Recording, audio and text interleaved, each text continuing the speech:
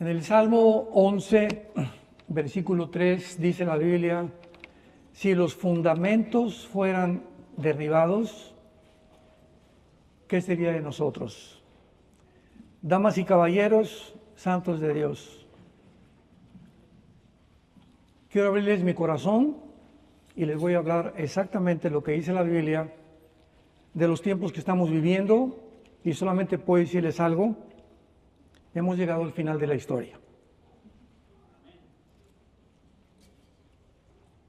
Vivimos los últimos días de la historia humana. No hay duda alguna, no sabemos el día y la hora cuando venga Jesús por nosotros, pero nos encontramos en la última generación. Cuando Jesús dijo en Mateo 24, 32 en adelante: miren la higuera, que fue una parábola, ya después de todas las señales que él dio, culminó con la higuera diciendo: cuando sus hojas están verdes, ustedes saben que el verano se acerca. En verdad les digo que no pasará una generación, o la generación que vea a la higuera renacer, sin que todo esto acontezca. Esta higuera sabemos que es y ha sido la nación de Israel. Israel está representado en la Biblia como una higuera, como una vid y como un olivo. Y cada árbol representa una fase diferente de la nación de Israel. La generación de Jesús no pudo haber sido la que él estaba hablando, porque en el año 70 Jerusalén fue destruida.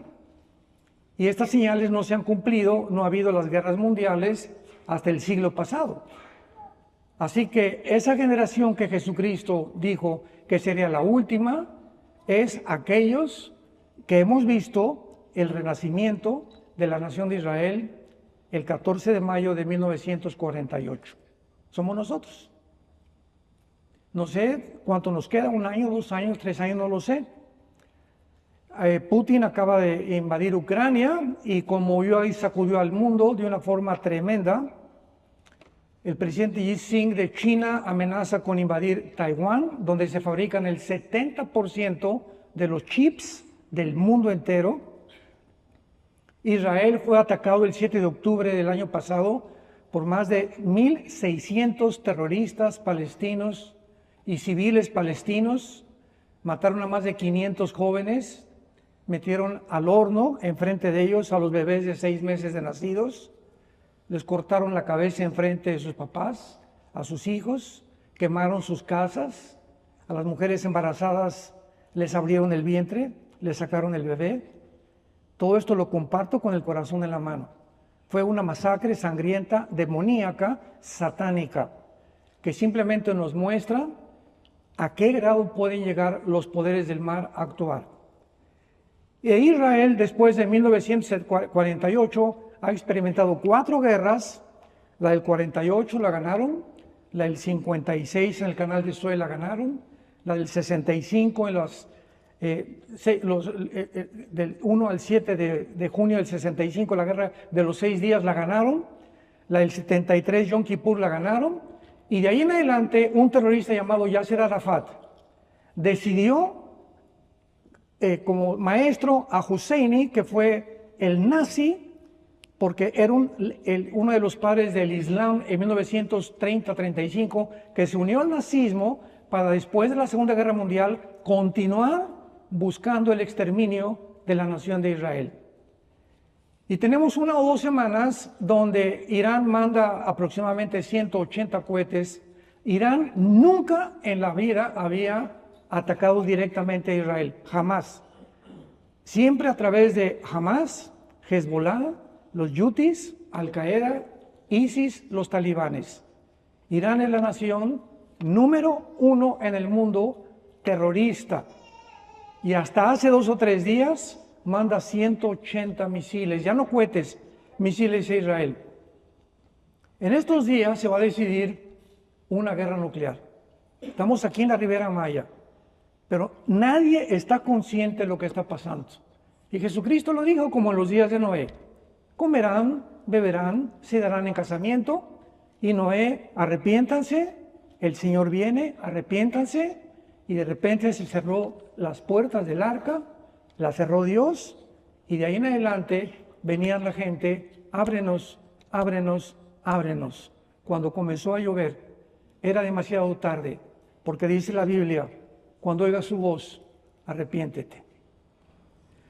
Damas y caballeros, nos encontramos tal vez en la última generación y es importante, todos nosotros, quiero comenzar con este mensaje, con las convicciones que un matrimonio debe de tener. Ninguna casa puede sobrevivir con cimientos falsos. Jesús también, ¿se acuerdan de la parábola que contó? Una casa fue construida con arena y vinieron los vientos, las lluvias y se derribó la casa. Y otra casa fue construida sobre la roca, vinieron las lluvias y los vientos y la casa se sostuvo. Estamos viviendo nosotros en este preciso momento, porque este año del 2021, este año 2024, del siglo XXI, este año se resuelve el futuro del mundo. ¿Me escucharon? Se viene una tempestad sobre el mundo como no nos imaginamos. La guerra en Estados Unidos van a hacer lo imposible por matar a Trump. De ninguna manera van a permitir que él gobierne. El mundo entero está en contra de él. Los multimillonarios que invierten en Ucrania no les conviene que pare la guerra porque es el negocio de los siglos la guerra. El Foro Económico Mundial no le conviene que Trump venga porque inmediatamente va a poder meter freno a toda la ideología de género, a los abortistas y a todo el movimiento socialista y comunista que está permeando el mundo entero. Una vez me preguntaron hace poco en una conferencia que estuve en Estados Unidos, ¿podría usted, eran bastantes líderes, podría darnos un consejo a los pastores sobre por quién votar? Y se los digo claramente en 2 o 3 minutos a ustedes también. Esto fue lo que les contesté. Muchos me decían, es que Trump está muy feo y tiene una cara muy orgullosa, parece Rottweiler, me dijeron. Y además tuvo un pasado X, etcétera, etcétera. Y les dije algo, cuando nosotros votamos vamos a madurar. Cuando nosotros votamos, nunca votamos por la persona, votamos por la agenda que esa persona representa. Porque si quieres votar por alguien carismático, Barack Obama era una persona súper carismática y no había una persona que más daño le haya hecho a Estados Unidos que Barack Obama. El presidente actualmente, Joe Biden, es discípulo de Barack Obama. Y nunca un gobierno en Estados Unidos, jamás cuando dijo Obama, Estados Unidos es el primer presidente que lo dice, no es una nación cristiana. Entonces, vamos a votar por la agenda que traen. Entonces, Trump está a favor del matrimonio, está en contra de la ideología de género, está a favor de la familia, está a favor de sacar, dijo, este país no puede ser socialista, está en contra del globalismo, etcétera, etcétera. Está en contra de la Agenda 2030, que es la que está gobernando el mundo. Por el otro lado, los demócratas, ¿qué agenda tienen? ¿Verdad? Acaban de decir que a un niño cuando nazca, aún al mes de nacido lo pueden matar. Acaban de establecer claramente que los transgéneros, ¿verdad?, se van al cielo y que a los niños se les tiene que enseñar, como en el estado de California ahorita, que a los 12 años, escuchen, en California, a los 12 años, un niño pierde la patria potestad. Los padres pierden la patria potestad. El gobierno puede llegar a los 12 años, agarrar a ese niño a Panchito y se lo lleva el gobierno y los papás no pueden hacer nada, lo mismo que en Canadá. Estamos en un mundo muy desarticulado.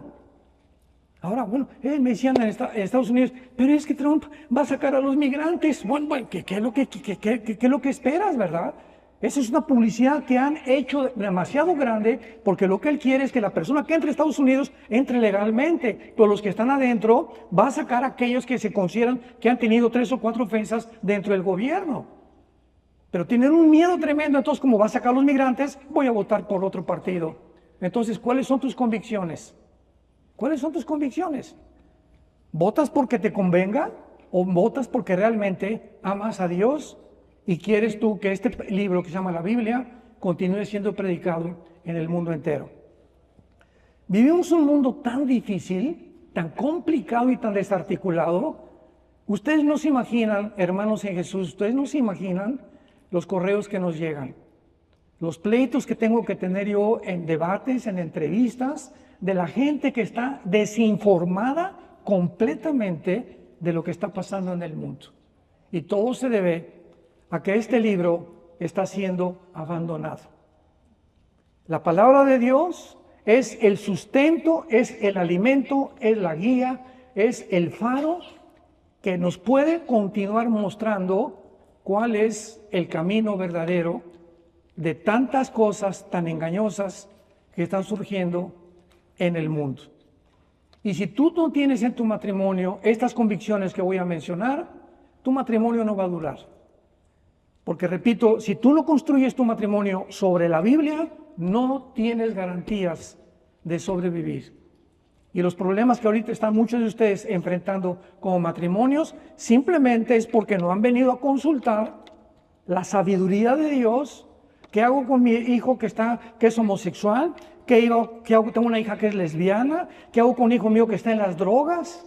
¿Qué hago con mi esposo que no quiere venir a la iglesia el domingo? Son cantidad de preguntas que tenemos, que tienen respuesta. No estamos solos.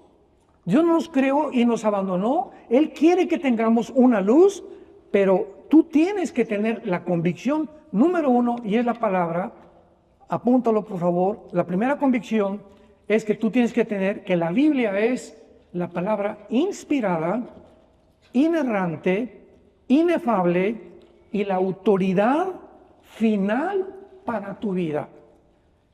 Cualquier decisión que tú vayas a tomar en la vida, no le preguntes a la doctora Corazón, no le preguntes a un psiquiatra, no le preguntes a tu suegra si no es cristiana, no le preguntes a ningún médico, por más famoso que sea. Por el amor de Dios, ahora son los artistas de cine los que dan su opinión sobre por quién votar. Taylor Swift vota por Kamala Harris y ahí van la borregada porque es famosa Taylor Swift. Así está el mundo de loco. En México tenemos gobernantes que eran jugadores de fútbol.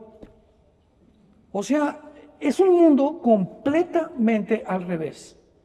Tenemos un mundo completamente perverso y maligno que va a aumentar, las cosas no van a mejorar, las cosas van a empeorar. Pero para nosotros no, porque por nosotros ya nos vamos. Adiós. Veamos en 2 de Pedro capítulo 1, 2 de Pedro capítulo 1.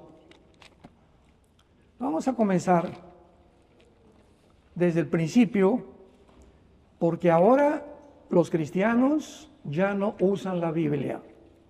Los domingos van a la iglesia sin la Biblia. No tienen una Biblia en el baño, una Biblia en su coche, una Biblia en la recámara, no la leen, no la estudian, no la meditan, no profundizan, no reflexionan, no ponderan en la Biblia. Y tú tienes que entender que la Biblia es la autoridad final de tu vida para que cualquier problema que tengas la consultes y tengas una respuesta. Y la respuesta que Dios te va a dar, nunca te vas a lamentar, nunca te vas a arrepentir. Dice 2 de Pedro capítulo 1, versículo 20 y 21. Entendiendo primero esto, que ninguna profecía de la Escritura es de interpretación privada. Nunca la profecía fue traída por voluntad humana, sino que los santos hombres de Dios hablaron siendo inspirados por el Espíritu Santo.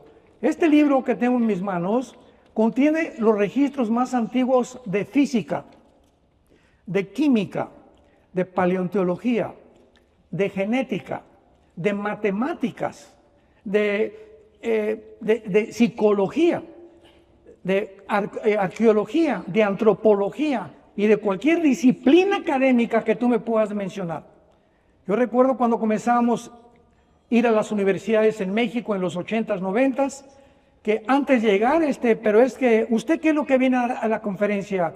La Biblia, ¿no? Aquí la educación es laica en México y en las universidades no permitimos libros religiosos. Vean la desinformación de maestros, directores de universidades, llamándole a la Biblia un libro religioso.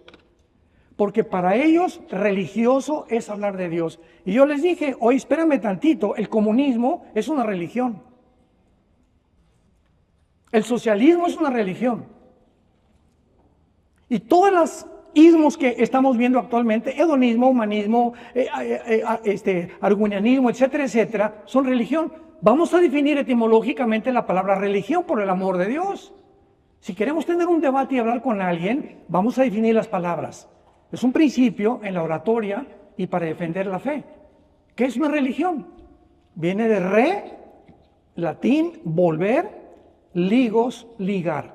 Religión significa una persona que está tratando de regresar, de volver a través de un medio a Dios o a una verdad o un sistema de gobierno, llámese democracia, capitalismo, mormonismo, hinduismo. Todos están buscando una verdad que les pueda guiar durante su vida.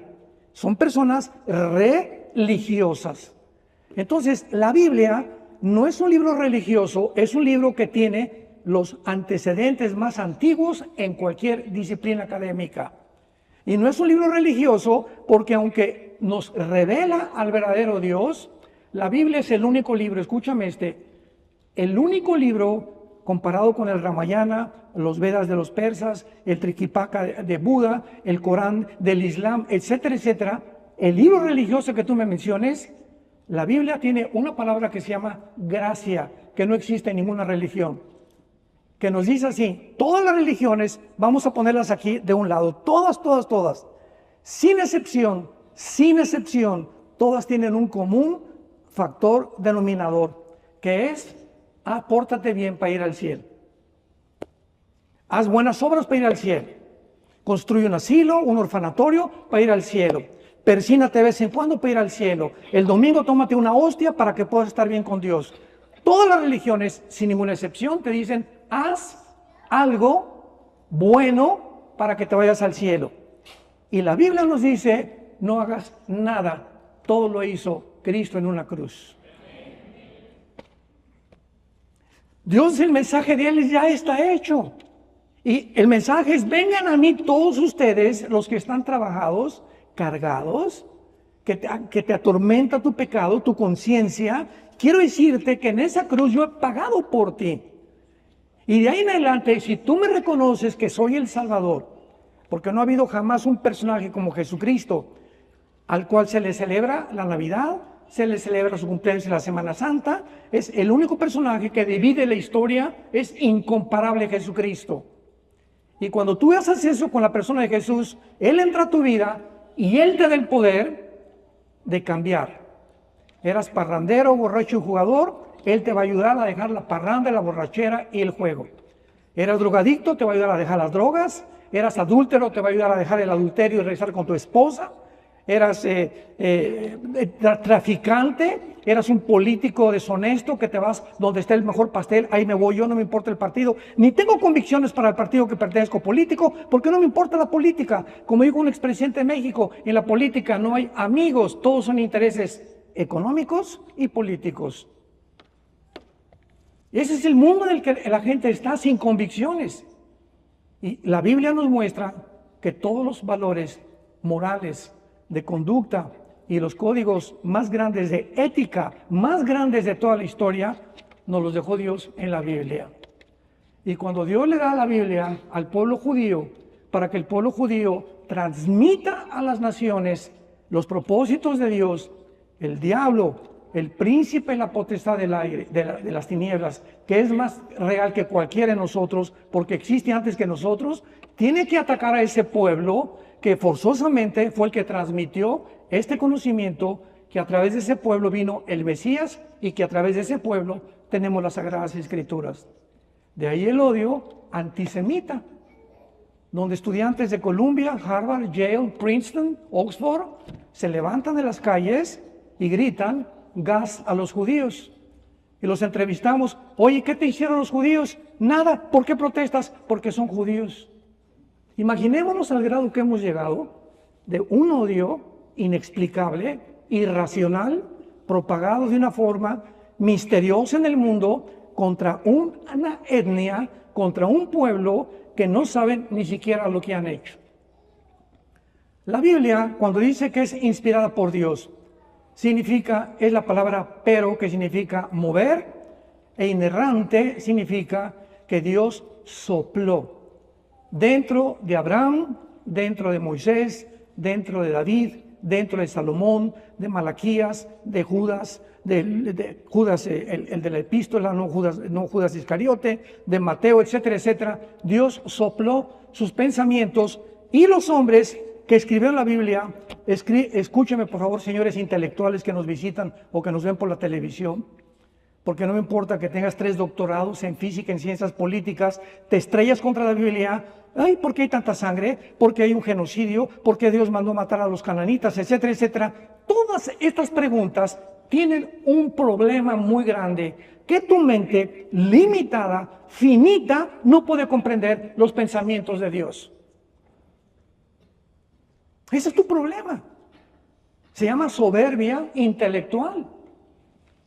Entonces, al tú no comprender, te enojas contra Dios. ¿Y por qué Dios manda que se mueran los niños? ¿Y por qué las guerras? ¿Y por qué permitió el holocausto judío en 1939 al 45, etcétera, etcétera? Y toda esta índole de preguntas que nadie te las puede responder. Esto es lo más irónico de todo.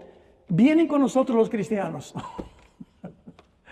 Nadie le va a preguntar a un ateo, oye, dime el origen del mal. No, ellos, los ateos, he tenido muchos debates con ateos, su principal argumento es ese: ¿por qué Dios permite el mal? Si Dios es bueno, ¿por qué permite el mal? Sin entender los pensamientos de Dios, ni por qué Dios permitió que entrara un universo con criaturas que pudieran tener la elección de escoger entre el bien y entre el mal.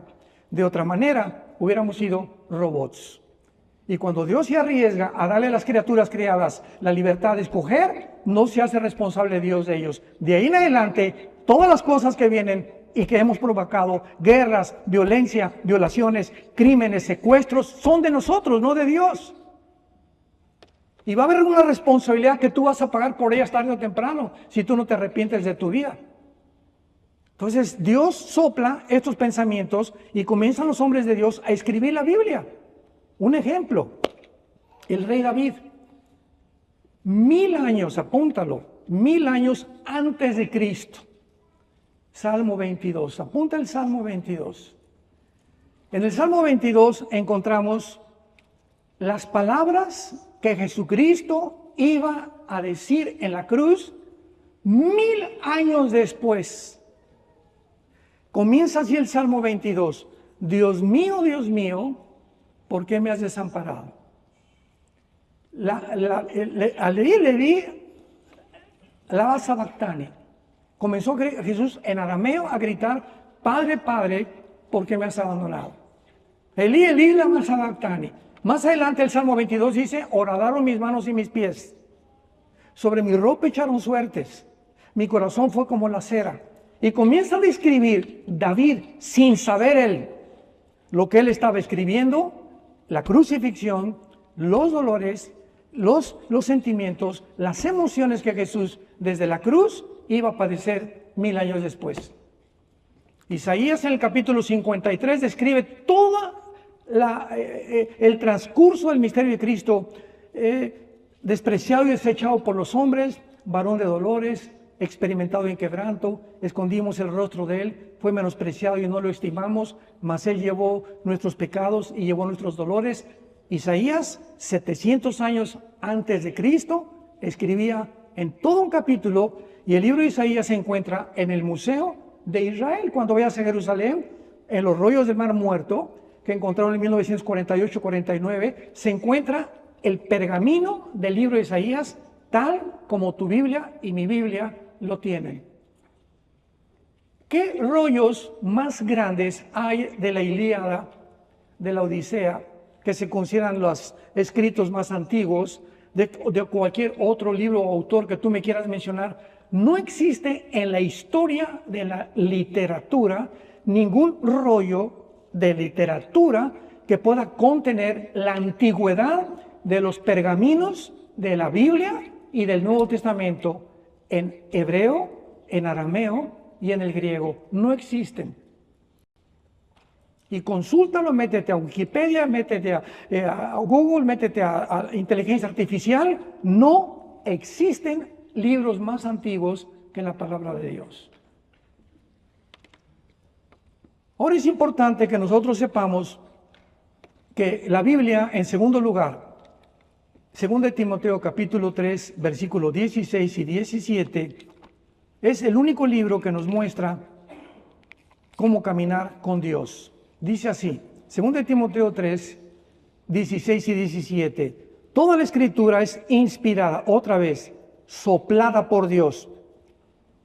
Útil, 1, para enseñar, 2, para redarguir, 3, para corregir, 4, para instruir en justicia, a fin de que el hombre de Dios sea perfecto, preparado para toda buena obra. Vean ustedes claramente, la Biblia nos enseña el camino que debemos caminar.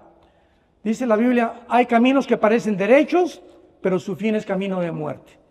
Yo antes de ser cristiano era comunista, me decepcioné de mi religión, la que nos inspiraron mis padres. Yo quería ser cura a los 13 años, me decepcioné tanto de la religión, no de Jesús, porque nunca me presentaron a Jesús, que me hice ateo y me dediqué a estudiar la dialéctica materialista, Federico Engels, Marx, Stalin, Lenin, etcétera, etcétera. Mi sueño era irme a Cuba y entrenarme y acabar con la revolución armada y acabar con tanta pobreza, las injusticias sociales, la justicia social por aquí, por allá. Yo tenía un idealismo impresionante en mi vida, ¿verdad? Me buscaron por todos lados, me querían también matar antes de que tuviera 20, 21 años de edad.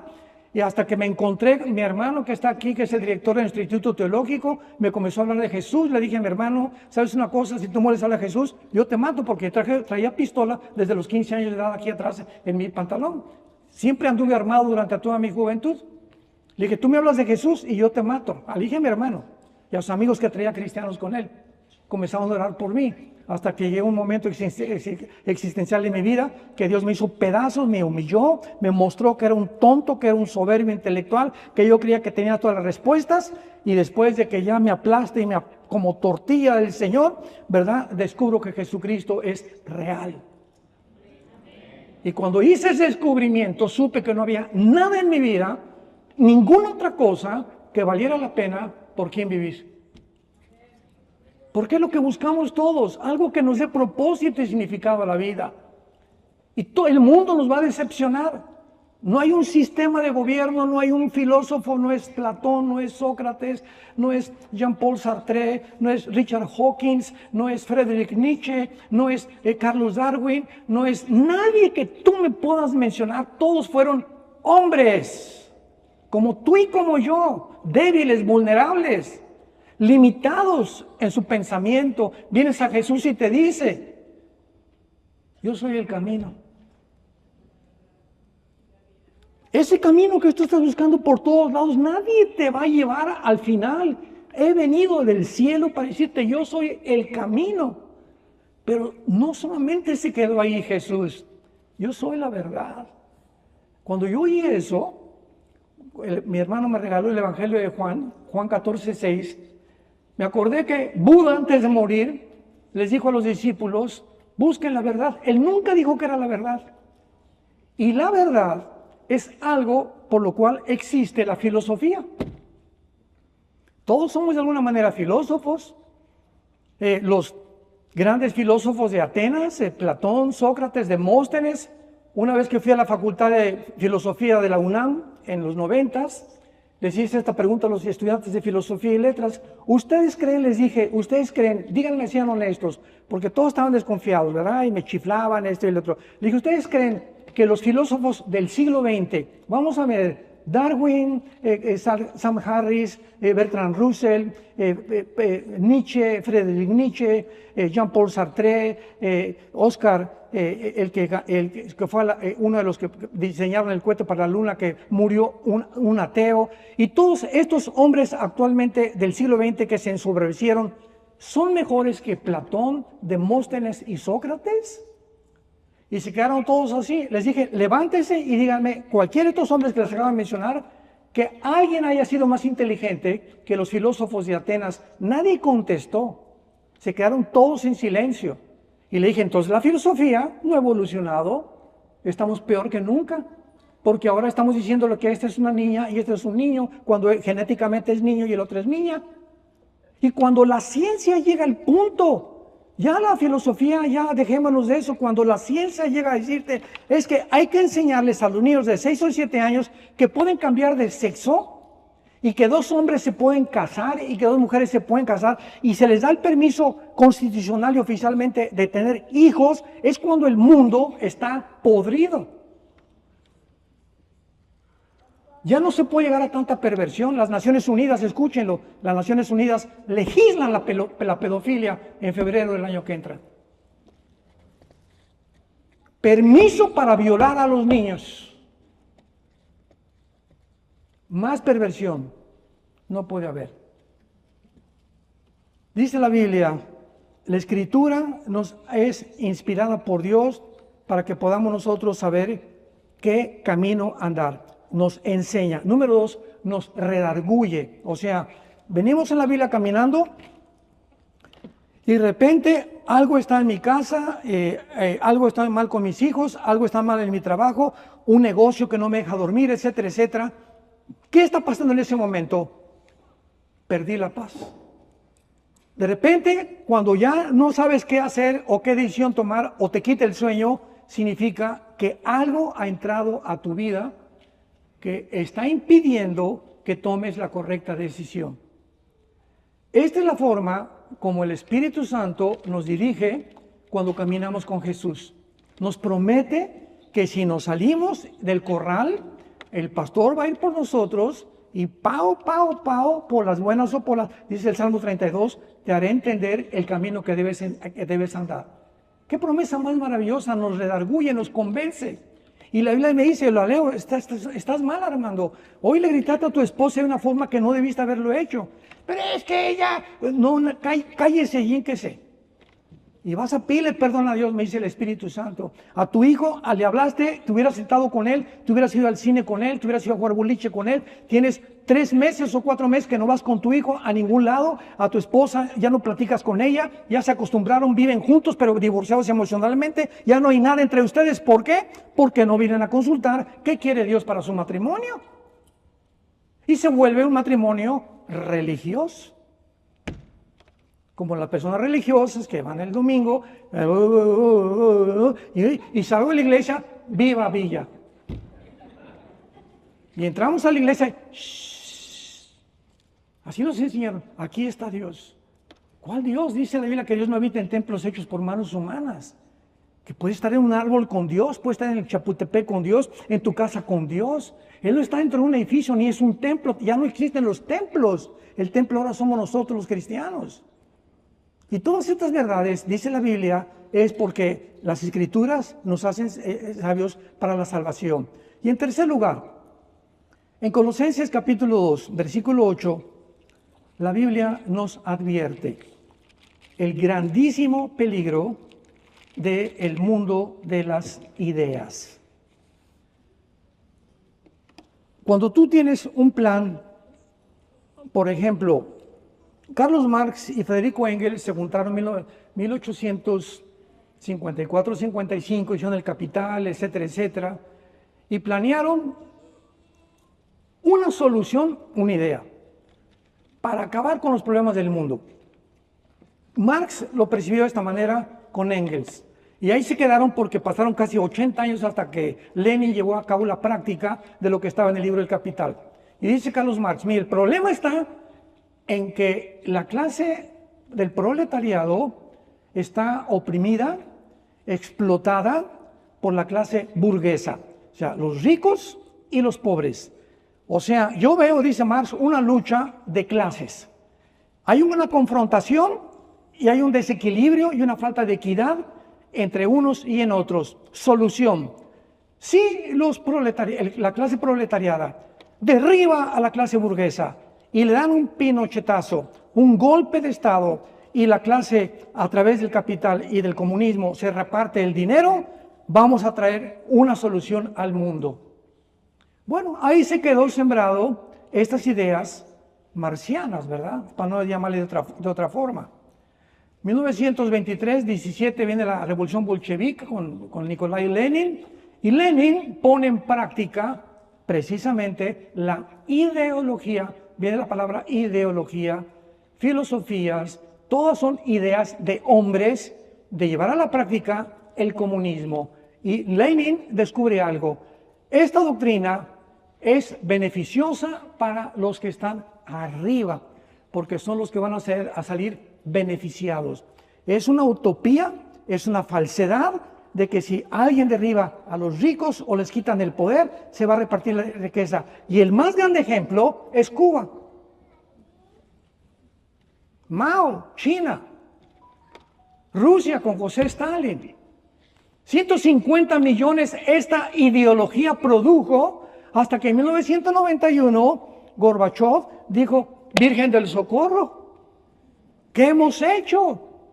Y el presidente Ronald Reagan le dijo, derriba el muro de Berlín. ¿Por qué van a dividir ustedes a una nación, unos de un lado y otros del otro, familias y parientes, solamente para inspirar su doctrina y llevar a la práctica su doctrina? ¡Qué equivocados están!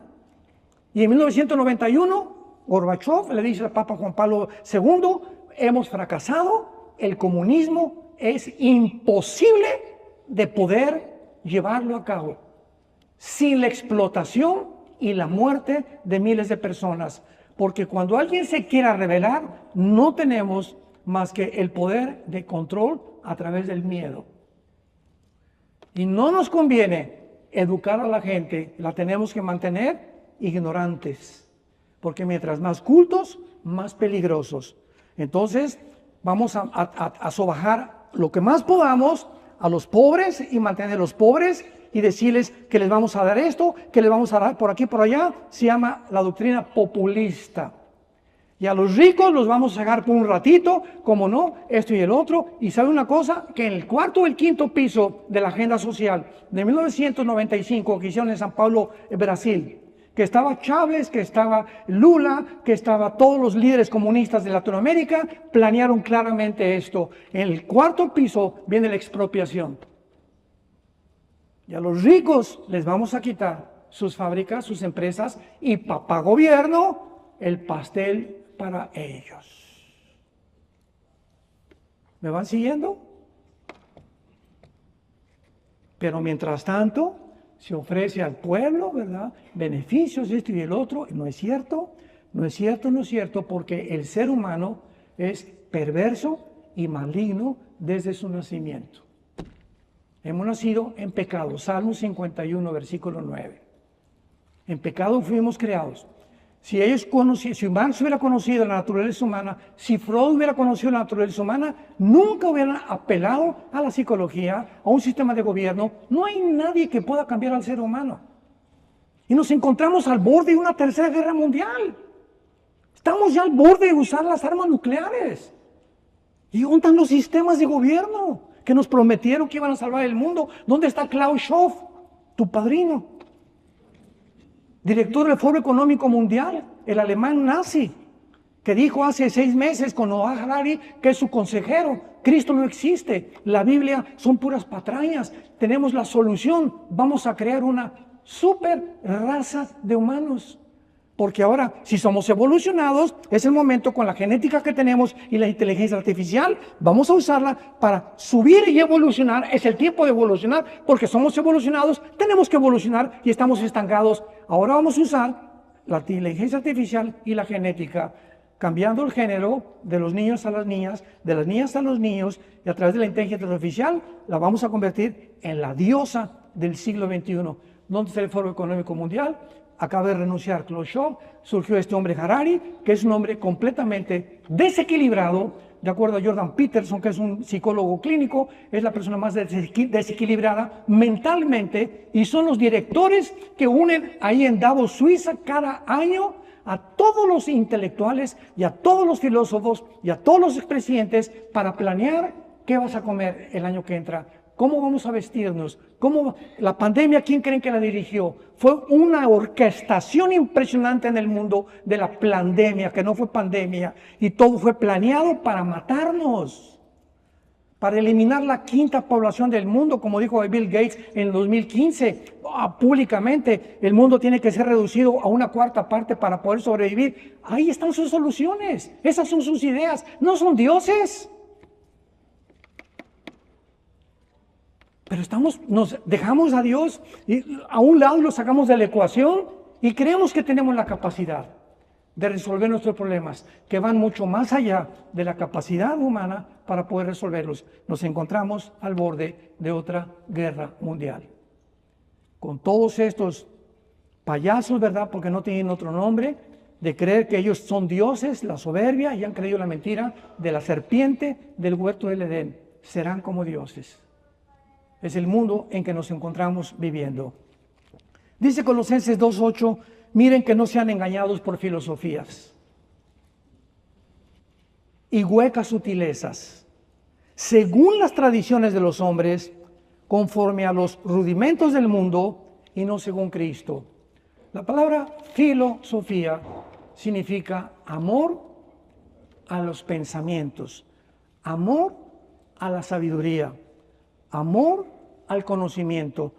Todos los seres humanos, todos somos filósofos, en algún sentido, porque todos tenemos ideas. El ranchero tiene sus ideas y yo salgo en la mañana y siembro y mi maicito y como, ¿verdad? Y su vida es guiada por lo que le han enseñado ahí, ¿verdad? Esas son sus ideas y él sigue esas ideas porque esa es su filosofía. Yo voy a seguir sembrando y él ahí es feliz. La otra persona dice, es que yo soy homosexual y yo estoy contento con atraerme con los hombres, y entra ese pensamiento tan intensamente dentro del ser humano que le abre la puerta a espíritus, entidades espirituales, para convencerme que no soy hombre, que soy mujer. Y como le digo yo a un grupo homosexuales hace algunos meses, si tu cuerpo te dice que tú no eres realmente hombre, checa con tu genetista, papacito, que te diga si tienes el cromosoma Y, y si tienes el cromosoma Y, eres macho camacho. Pero si eres macho camacho genética y biológicamente, y tú dices que no lo eres, tú tienes un problema mental.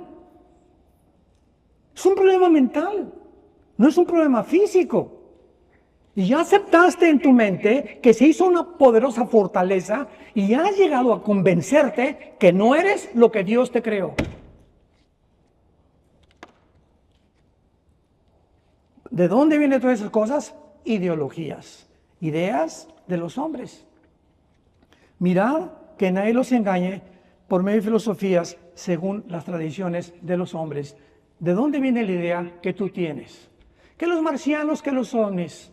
El doctor Crick, escuchen esto, el descubridor con el doctor Watson en 1954 de la molécula del ADN, el ácido desoxirribonucleico, que fue el descubrimiento más grande científico del siglo XX, de acuerdo al presidente Clinton, que colaboraron con el doctor Franz Collins, que fue el director del proyecto Genoma Humano, y determinó el doctor Crick. Escuchen esto, el laureado y reconocido doctor Crick dijo, ¿de dónde vinieron? Le preguntaron, la raza humana, y dijo, los extraterrestres sembraron semillas y nosotros crecimos aquí.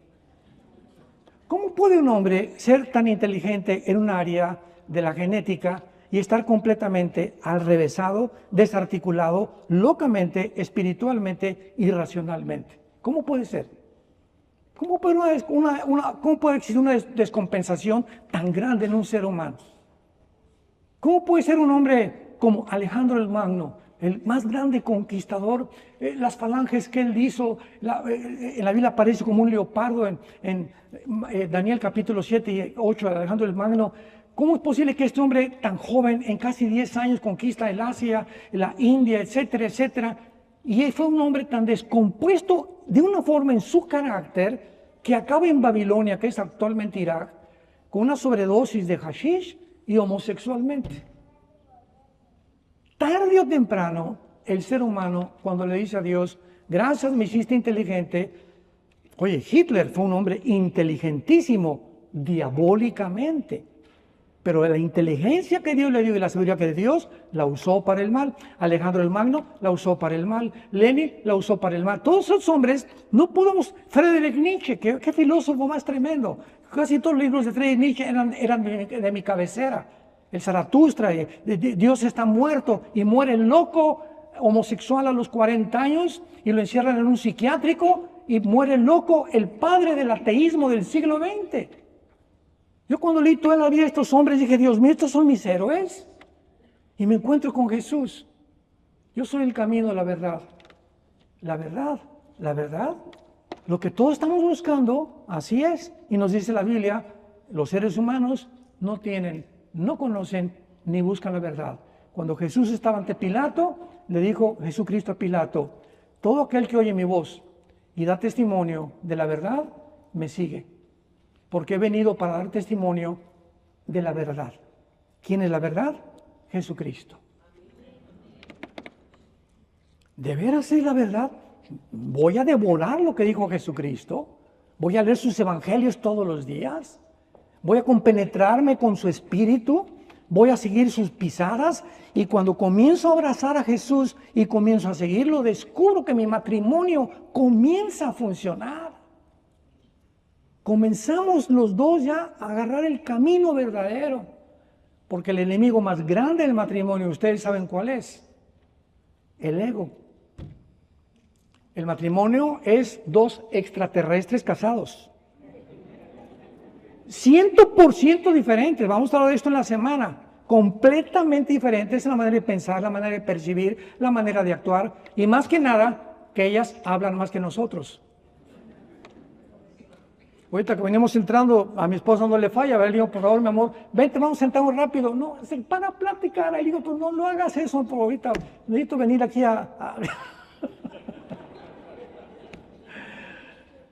Pero ya sé que así es.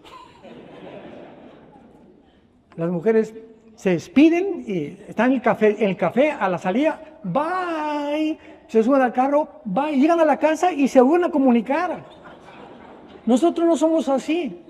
Y cuando el hombre entiende cómo funciona la mujer y ellas saben cómo funcionamos nosotros, ¿qué cosa pasa?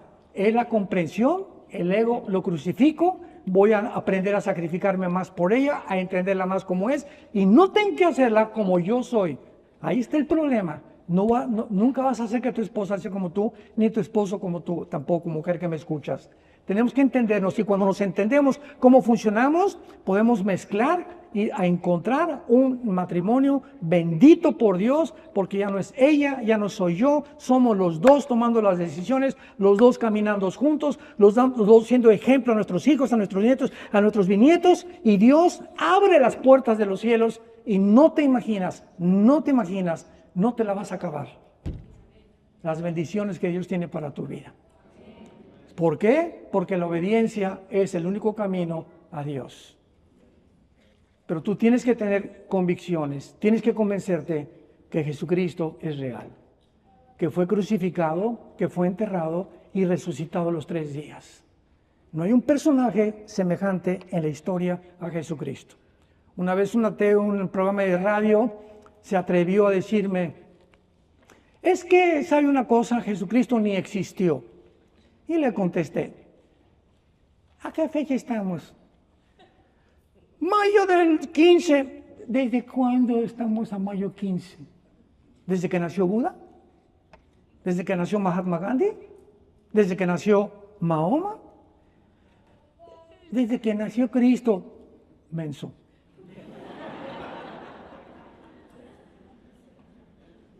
Fue tan impactante la vida de Cristo que divide la historia antes y después de Cristo. ¿Quién hizo semejante cosa? ¿De qué otro personaje se celebra y se cierra el mundo? Hasta los ateos celebran la Navidad. La Semana Santa hasta les da vacaciones a todos los empleados, ¿verdad? Burócratas. El mundo se paraliza en Navidad, el mundo se paraliza en Semana Santa. ¿De qué otro personaje en la historia?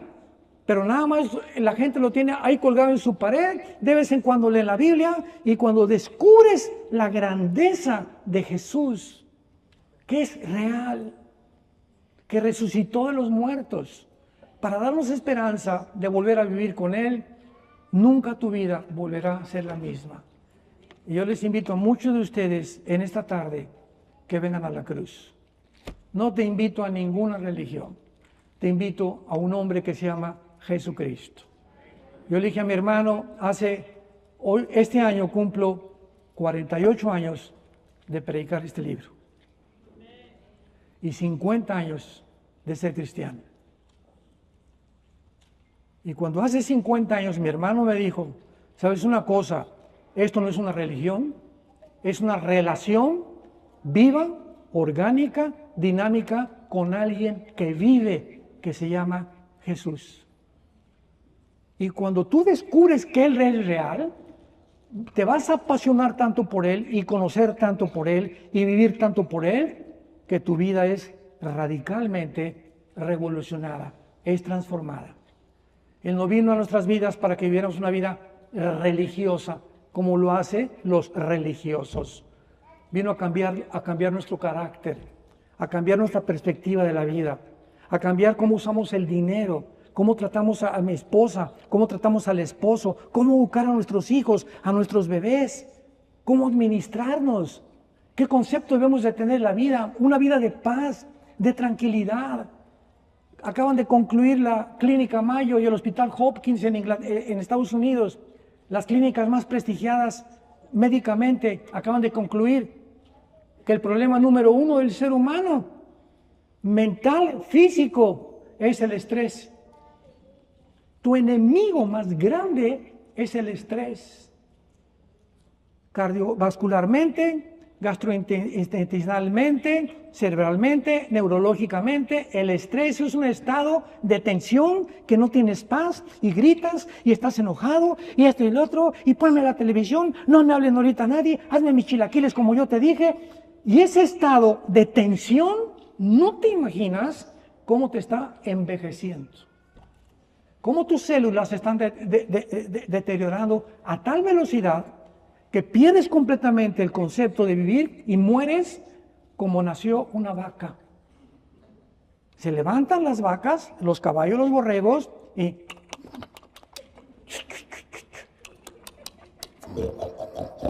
te levantas, desayunas, comes, cenas, duermes y pasan 20, 30 años de tu vida haciendo lo mismo. Y eso fue tu vida. Tus sueños se aplastaron, a lo mejor no alcanzaste la empresa que tú querías o ser el millonario que tú querías ser, pero tu vida pasó exactamente igual a la de los animales. Vean ustedes las características que Dios nos muestra al compararnos con los animales. Así dicen los Salmos, una persona que no puede descubrir en su vida y tener un camino que es Jesucristo es igual a los animales. ¿Viviste para trabajar? ¿Viviste para ser esclavo? ¿Viviste para tus ideas locas que nunca funcionaron ni nunca van a funcionar? Y el mundo llegado, a la Biblia llegó a una tercera guerra mundial. Volvámonos a Dios con todo nuestro corazón. Dios te ha hablado en esta tarde para que tú puedas reflexionar. Tu matrimonio necesita la Biblia. Necesitas una guía. Necesitas un GPS. Un piloto en el aire no puede saber el avión si va así, o si va así, o si va así, subiendo. Cuando buceas, yo recuerdo que vivimos aquí mucho tiempo en Acapulco y bajábamos con Aqualón, en aquel tiempo era el Aqualón, todavía no había los equipos de buceo que hay ahorita, y bajé como 40 metros con mi papá, y a los 35 metros me acuerdo que no sabía yo dentro del mar si estaba yo subiendo a la superficie o me estaba yendo más al fondo. Hasta que nos enseñaron que teníamos que traer un reloj para ver exactamente dónde nos encontrábamos, necesitábamos instrumentos. Un piloto necesita instrumentos. Ahora están los GPS que nos dicen a dónde ir. La vida necesita instrumentos y es la palabra de Dios. Tú no puedes caminar ya, no puedes seguir en la vida sin la Biblia, porque es el mapa que Dios nos ha dejado para poder enseñarnos, redarguirnos, para que el hombre de Dios sea enteramente preparado para toda buena obra. Y el Dios y Padre de Jesucristo, el gran pastor de las ovejas, por la sangre del pacto eterno, nos haga aptos a todos para que podamos hacer siempre las cosas agradables que son delante de Él. y que permanezcamos firmes en la esperanza a la que hemos sido llamados, porque es una sola vida la que tenemos, y esta vida es para conocerlo a Él y a Jesucristo, nuestro Salvador, que dio su vida por ti y por mí, para que tú puedas entender por qué estás vivo en esta tarde. Como decía el pastor Jesse hace unos momentos, muchos de ustedes vinieron sobornados, o muchos de ustedes vinieron simplemente por agarrar a la esposa o viceversa, pero sabes una cosa, Dios tenía una cita contigo. Por lo que hayas venido, Dios necesitaba hablarte a tu corazón. Y más vale que tú te arrepientas a tiempo antes de que sea demasiado tarde. Tú puedes hoy en la noche, un embolio, un ataque al corazón, un accidente mañana, un choque en el avión, no llegas a tu casa. Estamos en un hilo nuestra vida. Jesús dijo, cuando oigas mi voz, no te endurezcas. Hoy es el día aceptable, hoy es el día de la salvación. Mas Dios muestra su amor para con nosotros en que siendo aún pecadores, Cristo murió por nosotros. Porque de tal manera, amó Dios al mundo que nos ha dado a su Hijo unigénito. Para que cualquiera de ustedes que crea en Él no se pierda, mas tenga la vida eterna. Lo quisieras esta tarde, decirle a Jesús en tu vida, Señor, sí te quiero conocer. Entra a mi corazón, inclina tu cabeza. Bendito sea el Dios y Padre de nuestro Señor Jesucristo, que nos ha hecho renacer para una esperanza viva. La esperanza bienaventurada, la manifestación gloriosa de Jesús que viene pronto por nosotros. Te damos gracias, Jesús, Hijo del Dios Altísimo, el gran pastor de las ovejas, por la sangre del pacto sempiterno, que derramas tu vida en una cruz para que podamos nosotros vivir, no solamente en esta vida, sino también en la eternidad, junto con tu Padre, con tus santos ángeles y contigo, Jesús.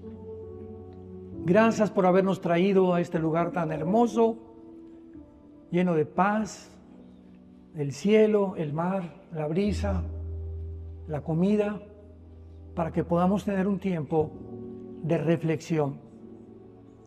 Este tiempo que tenemos es de reflexión, lejos de la ciudad, del mundanal ruido, de los negocios, de las preocupaciones, para que en esta tarde tú puedas considerar que de qué te sirve ganar el mundo si pierdes tu alma en la hora de tu muerte.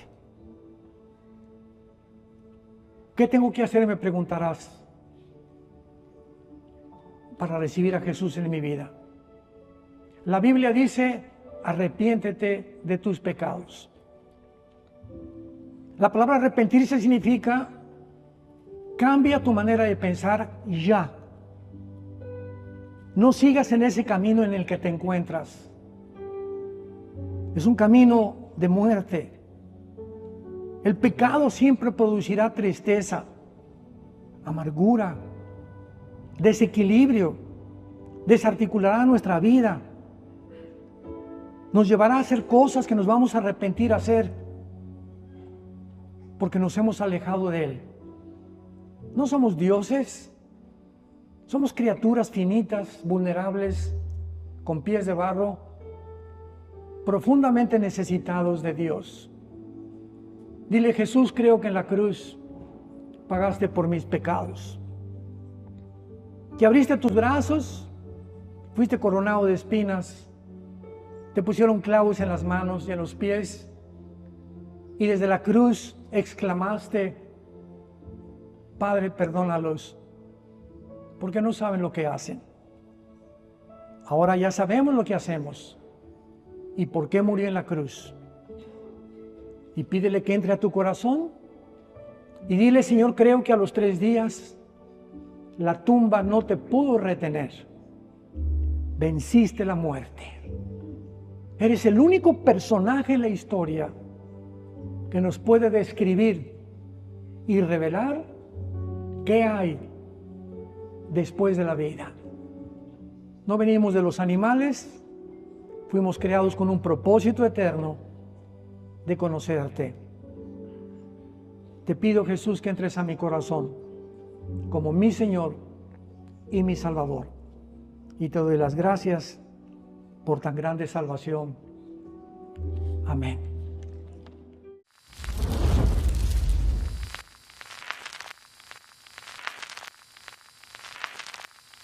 Hola, ¿qué tal? Me da mucho gusto saludarles y quisiera simplemente comunicarles que gracias a todos ustedes a través de todas las naciones del mundo que aman la palabra de Dios y que realmente están interesados en que nosotros como organización Vida Nueva para el Mundo y Armando Alducin Ministries continuemos predicando el Evangelio de la Gracia de Jesucristo y que podamos nosotros continuar haciéndolo gracias a sus donaciones.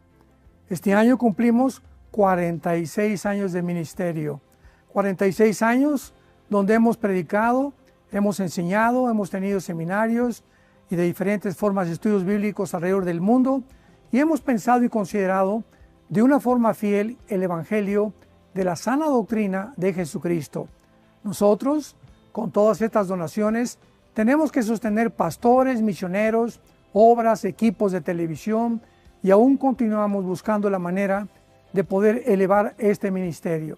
Hasta este momento quiero que ustedes estén enterados que no tenemos una sola propiedad como organización y así hemos trabajado durante 46 años porque le damos la importancia a la evangelización, a las misiones y también a los hombres de Dios para levantar más pastores. Le damos las gracias y que pueda Dios con su gracia tocar sus corazones y que puedan ustedes invertir en un terreno donde es fructífero, porque creemos que ha producido bastante buen fruto para la gloria de Dios. Gracias, muchas gracias por sus aportaciones y por las donaciones que sabemos ustedes continuarán haciendo para que podamos continuar siendo fieles en la predicación del Evangelio de la gracia de Dios. Que Dios les bendiga.